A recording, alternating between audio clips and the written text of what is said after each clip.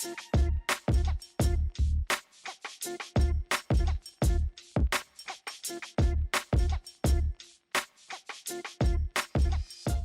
beautiful internet family, Dan here from danstube.tv, and if you're new around these parts, then you can expect brutally honest tech reviews on the channel. I've made it my mission to help tech enthusiasts unlock their creative potential with technology, and today we're checking out the DJI Air 2S. This is my before you buy the DJI Air 2S. Everything you need to know, good, bad, or mediocre.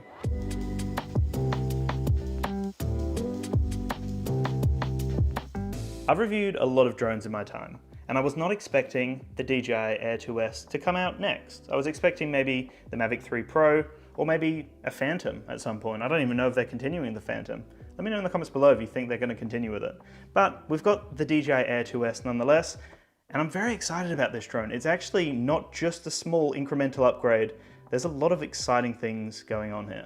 Now, if you're interested in the Air 2S, I will have some links in the description below to check it out on both the DJI store and the Amazon store. So check those out, and I do get a little kickback if you do purchase through those links. It adds no cost at all to your purchase, but it just really helps out the channel. So check those out if you're interested in the Air 2S. And just before we jump into the video, I want to give a massive shout out to the D1 store. If you check out that website, d1store.com.au, I do have a coupon code to save 10% off your drone, camera, and accessory purchases, which is massive when you think about how expensive drones can be. 10% off is quite a sizable chunk.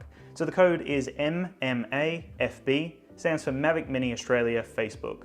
It's a group that I run over on Facebook. Definitely go and join it if you haven't already, but that's MMAFB, and you'll save 10% off your purchases on the D1 store.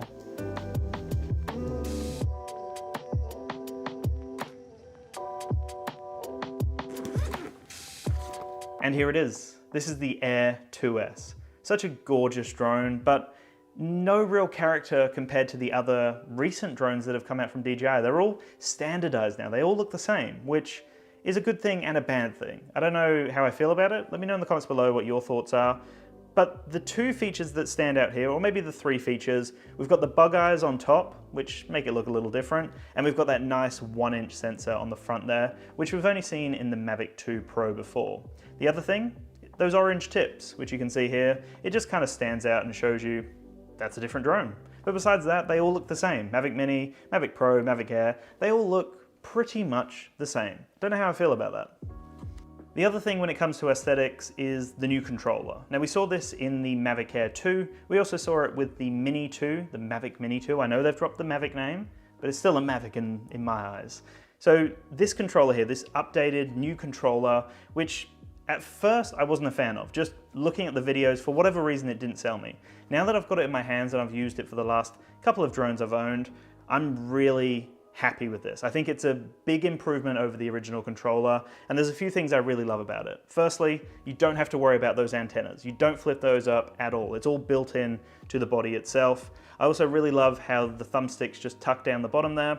I love the feel of the controller. It's nice and like wide enough for large hands and small hands, but it's also kind of thick enough as well. It just feels really solid in your hands. But the main thing I love, honestly, the greatest thing is, well, two things almost. You lift that up, and nice size on that. You can really get most phones in there. You can't get iPads or other tablets. You have to get like an extension piece, but you can get most phones in there. Pretty much every phone I would imagine would fit in there. I love the cable management, how it just tucks down here. Hello, how you going? And then the big thing is that you can still keep your phone in its case. You don't have to take it out. Previously, other drones, you'd have to take it out of the case. It would be just a whole additional process. Now, slap it in while it's in the case, cable tucks behind, and you're ready to go. It's a really nice controller. No change over the last two that I've tested. I think it's the exact same controller, but a nice update over some of the other controllers that I'm sure if you're gonna upgrade to the Air 2S, you've probably been using the previous controller from DJI. Now, a fun fact about the batteries. You can use the Mavic Air 2 batteries in the Air 2S. So for me, for example, I'm about to sell my Mavic Air 2, but if I wanted to, I could have an additional like 3 batteries. I could have 6 batteries if I really wanted for the Air 2S. So for whatever reason, if you want to upgrade from the Air 2 to the Air 2S and you want to keep some batteries maybe, then why not? They all work, and they work in the same charging hub as well. It's actually really nice to see that they just all work together. There's no change. A lot of the time you'll see a new battery, a new controller, you've got to change everything. You've got to change the cables, or the battery charging hub, or something, but not this time.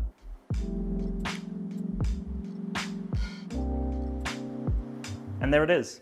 So after looking through what you get in the bag, like there's all the accessories that you get if you get the Fly More combo, you get the charging hub, you get a few other things, but the main thing you're coming for, it's like the main show, you know? All the side acts, they're fine, they're fun, but this is the main show. It's the drone, the controller, and the batteries as well, obviously. And the drone, as I said before, very similar design, but we have that gorgeous 1-inch sensor on the front there. It looks pretty much identical from my experience. I don't have it on hand, but from my memory, the Mavic 2 Pro 1-inch sensor and this guy are the same. The only difference is that the Mavic 2 Pro has Hasselblad on it, and it's using like Hasselblad color science. That's the only difference. But the crazy thing is, this guy here shoots 5.4K, where the Mavic 2 Pro, the more expensive drone, only shoots 4K. How does that work, guys? I have no idea, because I know the Mavic 2 Pro is a 5-inch sensor, 5K sensor, but for whatever reason, they've just kept it for the Mavic 2S, the Air 2S. I don't get it. Anyway, that's marketing for you, I guess. They're trying to upgrade, make people come over to here, and then in a couple of months, the Mavic 3 Pro will come out with 27 million K. Do you think we need that? What is the next upgrade, guys? What are we going to next? 8K, 6K? Is 5K exciting? Let me know in the comments below. Like I said at the beginning, I've flown a lot of drones, and a lot of DJI drones at that. And it still, to this day, is remarkable how well they've designed the folding mechanisms. They just feel so solid, and for all the other drones I've tested, they really do stand the test of time. They're super robust, nice and sturdy, and I have no issues with the folding mechanism. At this point, it feels like they've perfected it almost. It's just gorgeous, and it feels high quality. There's no issues with the quality of this drone at all.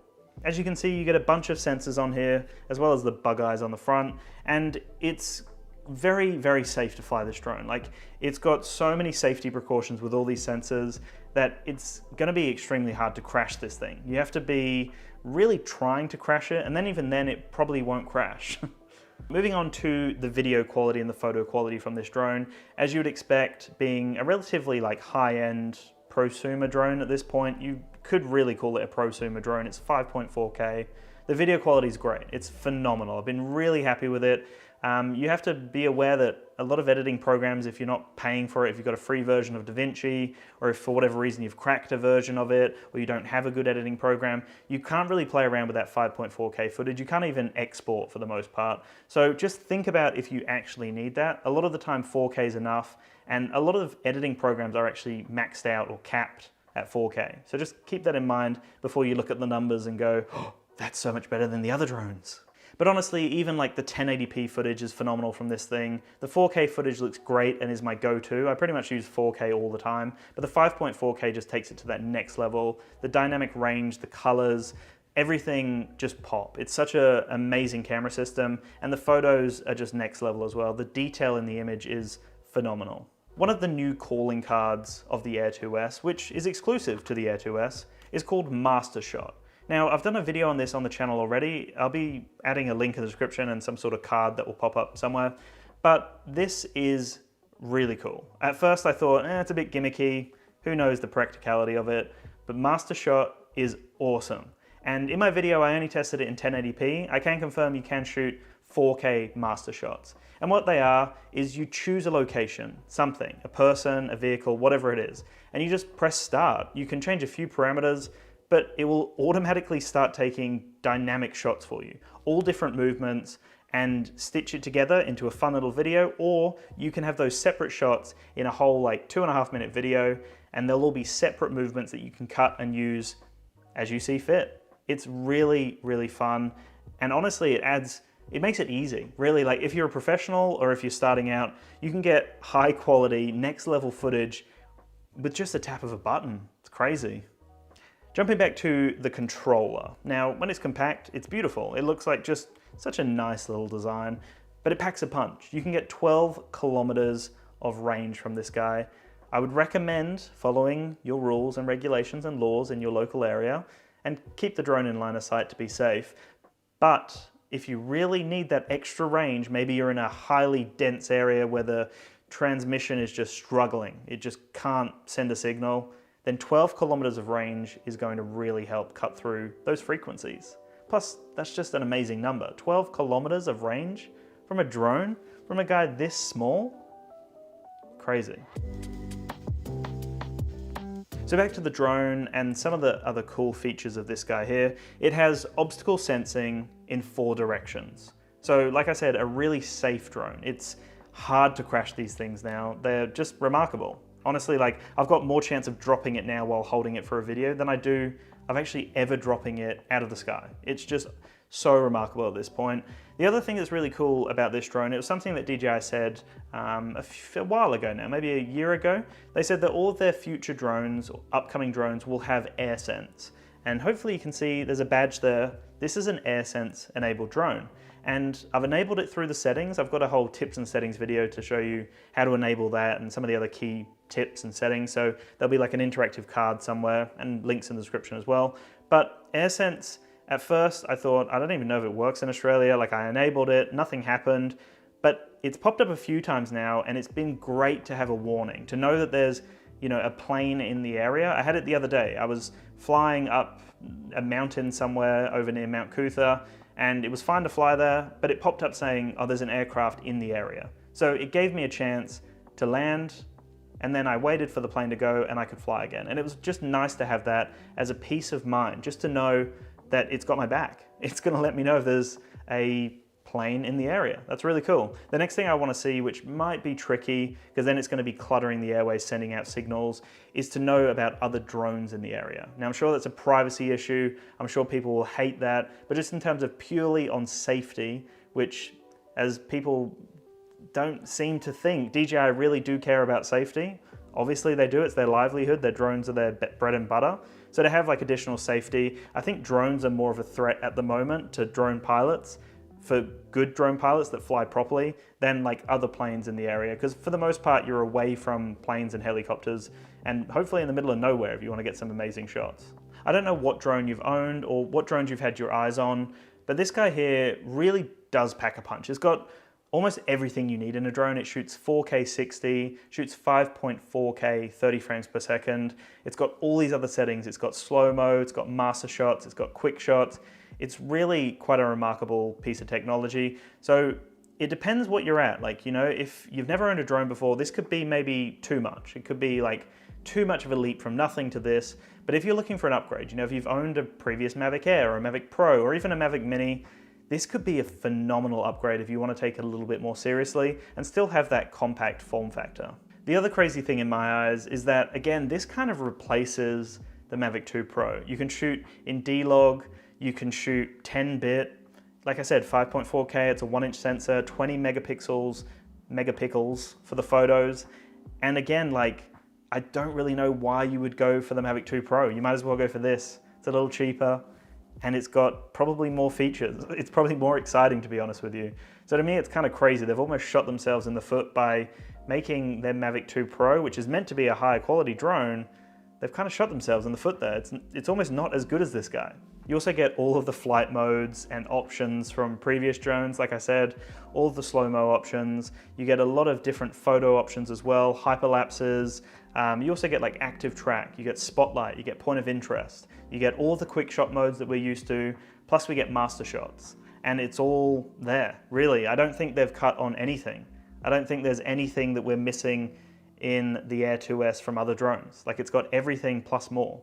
So it almost feels like their flagship drone at this point. It's crazy, I really don't have anything negative to say about the drone so far. They've really perfected the craft of creating a flying robot. Really, it's at the point where I can't really knock it. There's no negative I've had so far. The only thing is that the 5.4K files are a little tricky to edit and they're a little too big for my computer, and I'd probably just use a 4K, you know, 30 or 25 frames file over a 5K file. That's the only thing. Like, I just don't know whether I care about 5K enough to go through the headache of doing that, or even, you know, converting the file, compressing it, like doing different activities, processes to get it to a point that it's usable. Like, I just don't know if I care that much about it. But, you know, this guy here, the controller itself, like I said before, it's 12 kilometers. It's actually OcuSync 3.0, so it's advanced. It's honestly like their top tier right now. It's better than the previous releases, and the fact that you get a 1080p transmission to your phone or to your tablet is a really big jump over previous drones that you're probably owning. You know, if you're interested in this, you've probably owned like an Air or a Pro or even a Phantom, and you're thinking about something a bit different. You know, this is really cool. To have that 1080p transmission to your phone or tablet does make a big difference when you're, you know, framing a shot or just seeing the detail in the image. It makes a big difference. I've also got a video testing out the ActiveTrack 4.0 on the channel, and I've got it in the bypass mode, so it actually like dynamically and intelligently moves around things that are in the way. There's a whole video I've posted. There'll be a link below and a card somewhere, but that was remarkable to me as well. Like, I've tested ActiveTrack before and it's been great and I've had no issues, but to get it to the point where it can dynamically move around things, I'm really impressed at this point. A lot of people have told me that the Skydio 2, I believe it is a lot better at tracking, but from my experiences with just DJI drones and a few other ones, I haven't tested the Skydio range, but from my DJI drone tests, it's the best ActiveTrack. It's the best tracking I've seen on a drone, and really, I'm so excited to see where they're going to go from here. You know, it's almost at the point where it is just autonomous. You almost don't need to do much. You know, even just looking at that master shot mode, it's just a few taps. If you've got the subject scanning on, it will bring up a plus around something that you can track. Tap the plus and then tap start. It's 2 taps and you're in a master shot mode taking dynamic shots. They've made it so easy. It's kind of crazy. You almost don't need a drone pilot at this point. So honestly, I don't have much to knock about it, besides the file sizes and maybe the price, I guess, but it's cheaper than the Mavic 2 Pro and it's better in my opinion, so like it's a pretty good price. It's a really good offering, I think, right here. I can't knock anything else. I had no issues. I thought that Master Shot was limited to 1080p. That would have been a massive limitation, but you can shoot in 4K, so that's not a problem at all. All the other modes work perfectly fine. Had no issues. It flies as you would imagine a DJI would fly, DJI drone would fly, smooth, seamless, no issues. Just smooth through the air. It's just like butter gliding through that wind. It's phenomenal to see. Even to this day, I've flown hundreds of flights, and to still see this guy, you know, a drone, to see one of these little things take off, a flying robot, cutting through the sky with ease. It's just still to this day remarkable to me. So yeah, I honestly, like, I just don't know what to say. It's great. If you want to upgrade your drone and you've been waiting, I think this is the one to go for. I don't know what the Mavic 3 Pro is going to offer, but at this stage in the current climate of the drone world, this is the one you want. Anyway guys, that's the end of this video. I really do appreciate all of your support. I think this is a phenomenal drone for people that want to upgrade, or if you've got the money and you're starting out, why not start at the top? Anyway, thank you so much for watching. Make sure to have a fantastic day. Let me know in the comments below what you thought of this video and what you think of the Air 2S. And I'll chat to you in the next one. Peace out.